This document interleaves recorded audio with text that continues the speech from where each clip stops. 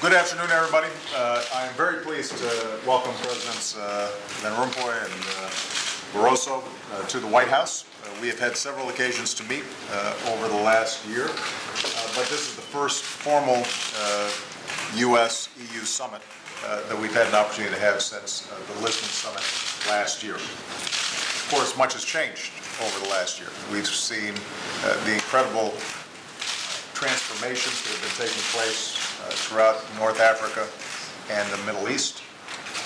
What hasn't changed, though, is the fundamental bonds that exist between the European Union and the United States. Our common values, our common belief in the rule of law, in democracy, in freedom, in a free market system.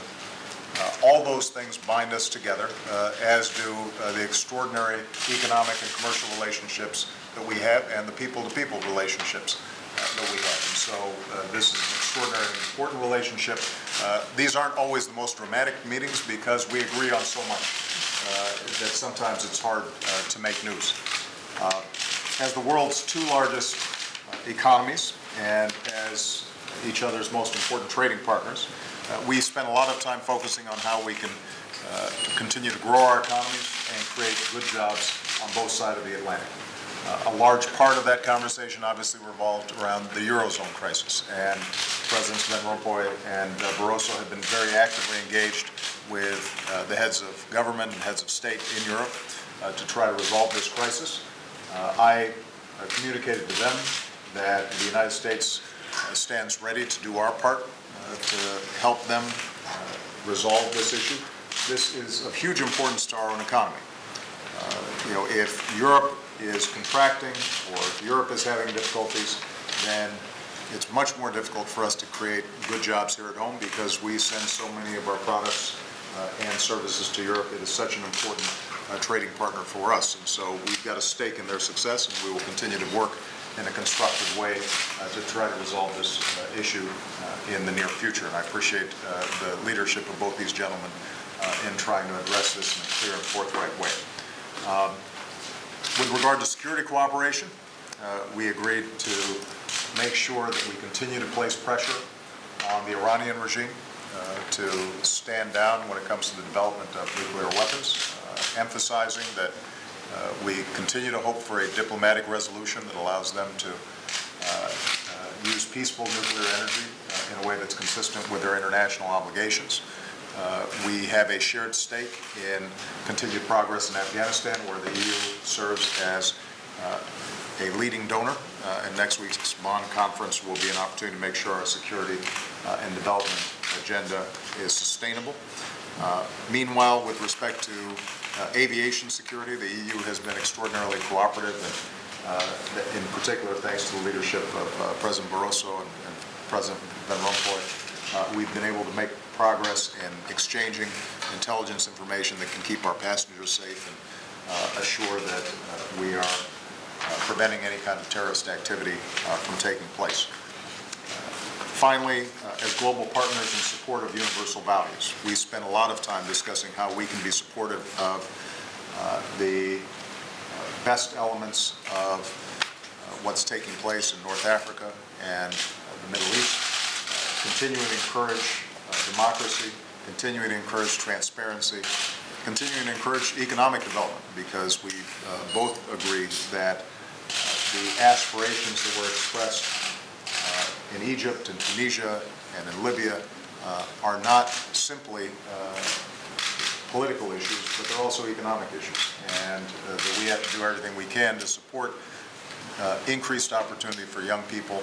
These are very young populations, and if they have a sense of a future for themselves where they can work hard and use their skills and talents to develop themselves and support their families, then the likelihood of a successful political transition will exist as well. Of course, these problems don't only exist in the Middle East and North Africa. We discussed, for example, the situation in Belarus, where we stand shoulder to shoulder in wanting to see a return to the rule of law and the flowering of democratic practices there. In the Ukraine, where We agree that we want Ukraine to continue down a reform path, and we want to do everything we can to encourage that. And so, both on security issues as well as on economic issues, we could not have a closer partner than the European Union. There are many issues that don't get a lot of attention. For example, our cooperation on clean energy and green jobs, our continued exploration of ways where we can get increased regulatory cooperation that can facilitate increased commercial ties, a whole range of work that's done by both the European Council and the European Commission that benefits our peoples directly in a multitude of ways. And so I'm very much appreciative of the partnership that I've formed with these two gentlemen. I hope they have a good visit. I understand they're going to be going to Capitol Hill, and I'm sure they'll receive a warm reception from the Senate Majority Leader, and I hope that they have a good, albeit brief visit. So, thank you. Herman? Thank you.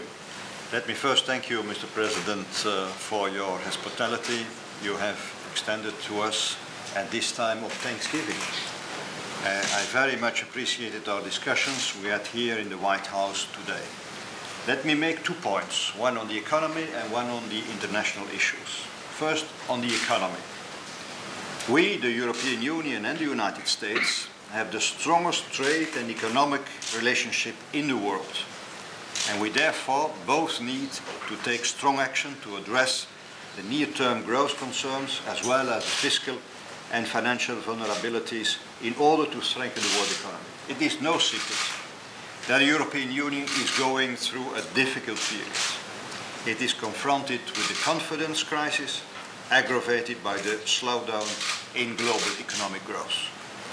The Union has done a lot over the last 18 months, and we have taken decisions that were unthinkable just a year ago in the fields of economic governance, on budgets and imbalances, financial support, and financial regulation. All member states of the Union are all engaged in policies of fiscal consolidation and strengthening competitiveness via comprehensive reforms. But we have to do more.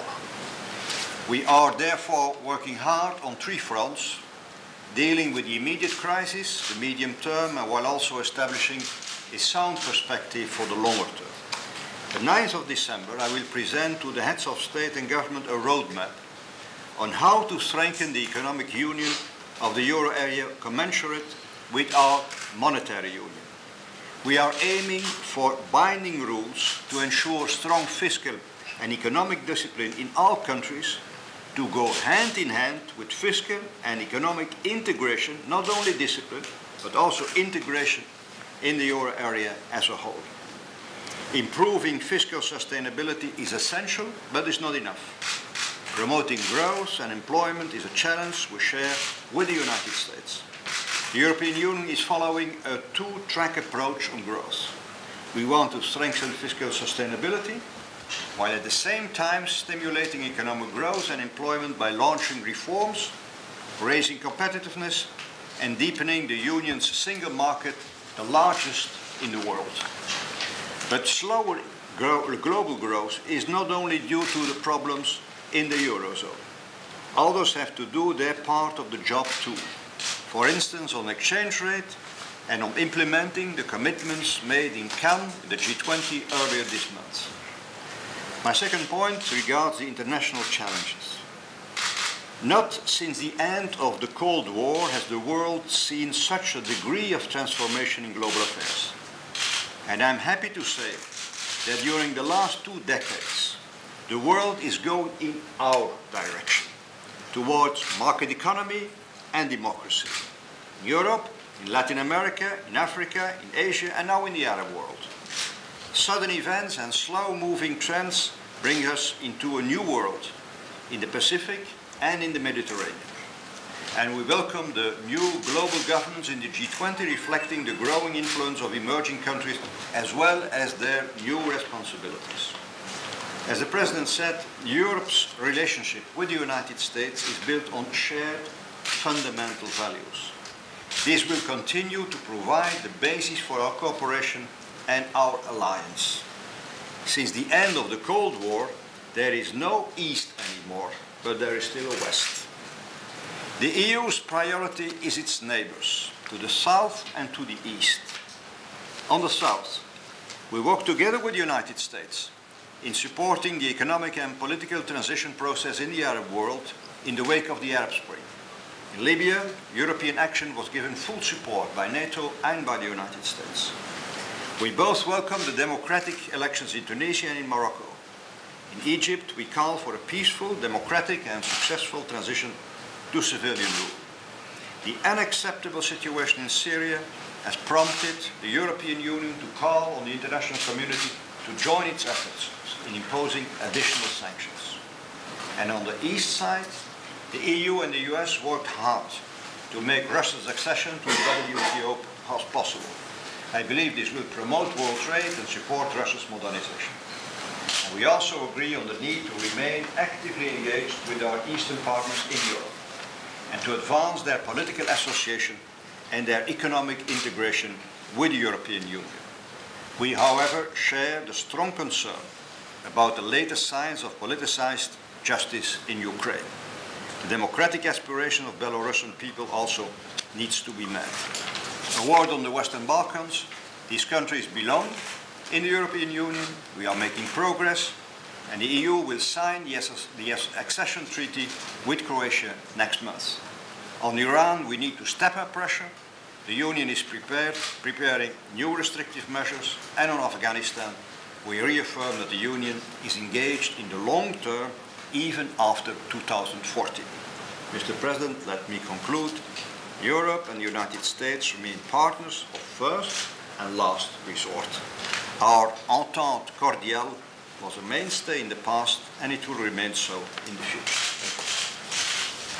Thank you. Thank you very much. First of all, I'd like to thank President Obama for a very useful, substantive, and rewarding meeting. The European Union and the US are long-standing partners and staunch allies.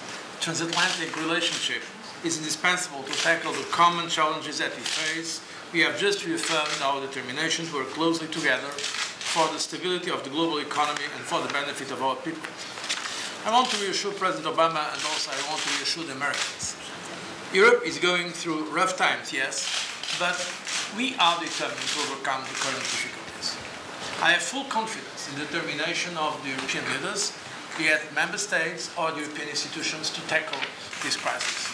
We are absolutely serious about the magnitude of the challenge. We understand the challenge, but you have to understand that sometimes some decisions take time. But we are in that direction, and we are in fact taking strong measures for unprecedented situations. Indeed, problems in Europe are to some extent part of a wider picture. The world economy has not yet been able to absorb and overcome all the effects of the 2008 financial crisis. We face the common challenge of bringing debt under control while relaunching growth and creating new jobs. We all know this is not an easy task. In Europe, we have come a long way in addressing the causes and some symptoms of this crisis. We are now strengthening economic governance of the European Union and the euro area with more robust rules to ensure sound budgetary policies and tackle imbalances. These new rules will enter into force in just a few weeks' time, but we want to go further. Just last week, I have put forward new proposals to further strengthen budgetary surveillance and fiscal discipline. At the same time, we have an ambitious agenda for growth based on far-reaching structural reforms. And today, the way forward in Europe is for more integration. This is a point I like to underline to our American friends. No one in Europe is speaking about coming back.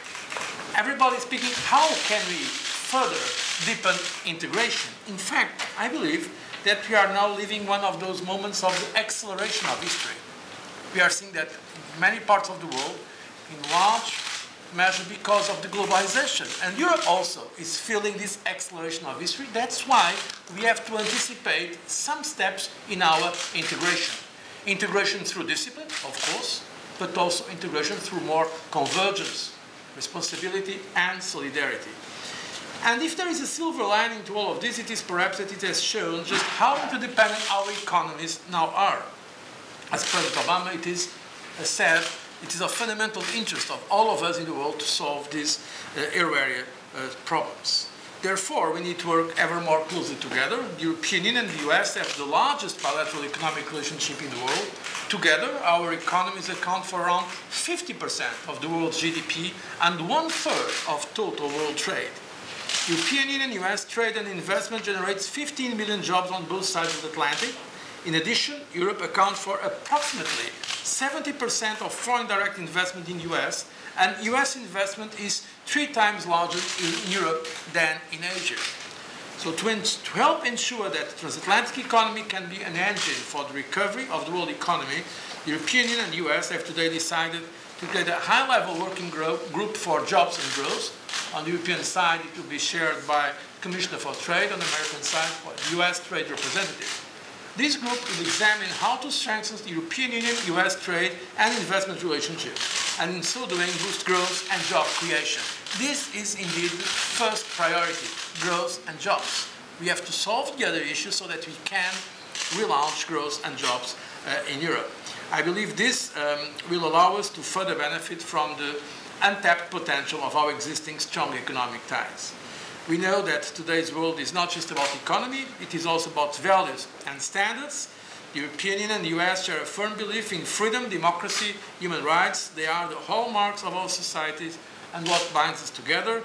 And the sweeping transformations that are now taking place in the Middle East and North Africa confirm that the values we share are indeed universal. When given a choice, people everywhere choose freedom over oppression, democracy over tyranny. It is in the basis of these values that I believe our relations should go further forward, and today's meeting was a very important, substantive meeting in that direction. I thank you.